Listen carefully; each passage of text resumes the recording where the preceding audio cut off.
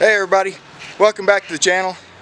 In this video, I'm going to start reassembling the Tri-Z250 and get it where it's almost finished.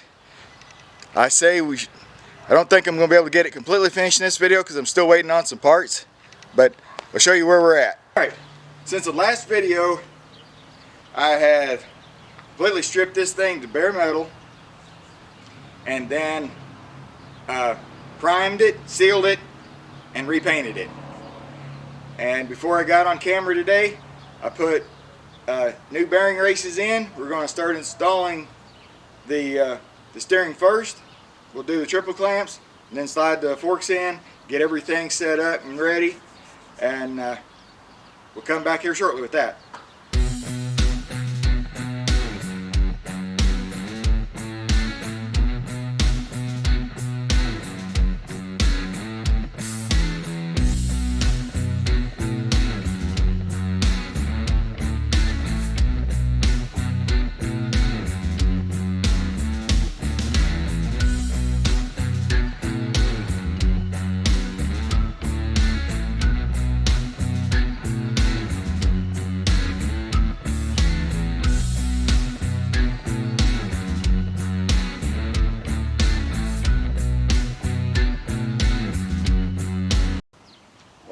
Tighten these up, straighten the fork legs up, we'll get it down on the ground, and we'll move on. Okay, so now what we're going to do is we're going to put this front tire on. So I got the spacers in, and now you just got to lift the front end up and get the axle slid through.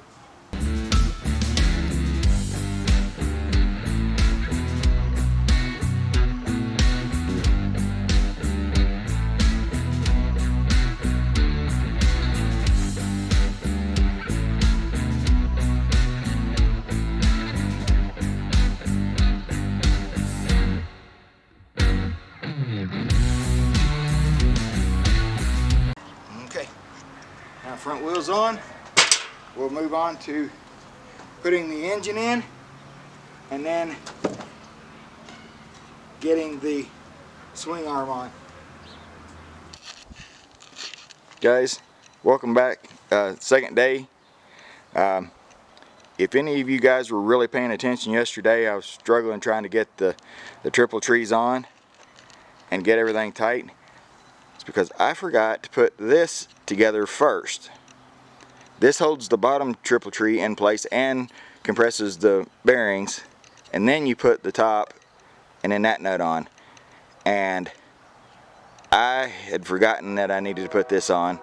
I had been waiting for so long after trying to get this thing painted that I was excited, nervous and everything, and I messed up. So I did this last night off camera.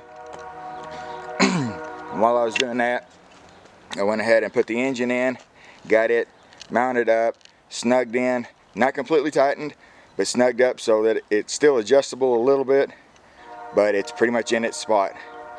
So now, one of the things that I was doing is I started working on this. This is the reed cage, and this is the stock reed and stopper, rev plate or whatever they call it, and I'm changing it over to these Boyesen, I believe it's how it's pronounced,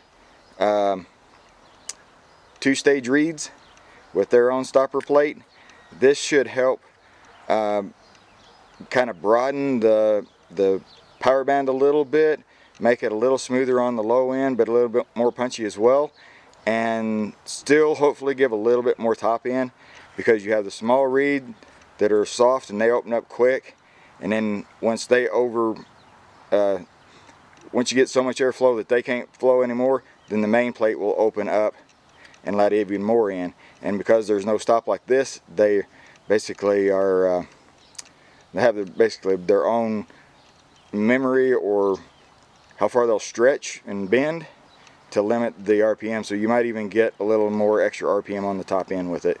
So that's where I'm at now. I got to finish this up. We'll come back and I'll put this on the engine and get to moving. Next thing I think we'll do after that is we'll go ahead and start on installing the swing arm. Got the swing arm ready. We're going to put it in now.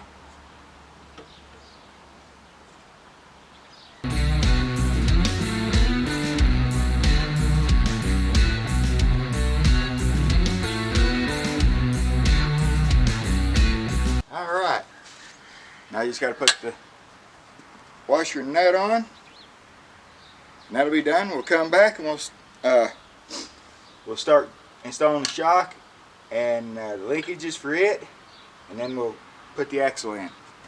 Now I'm going to put the shock linkage and the shock in and get it ready to go.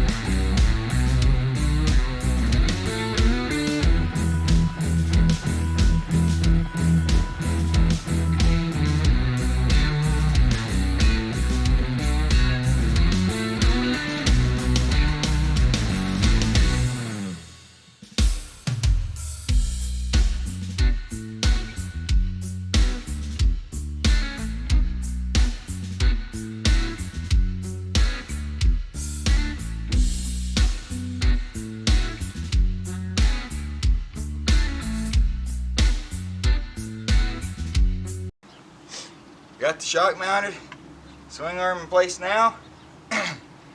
Everything pretty much set up for this. And so what we're going to do now is, oh, messed up there. Just set. There we go. Now next thing we'll do is get the rear axle housing and axle ready. So now, got the axle carrier and the axle together, and I'm going to install it into the swing arm.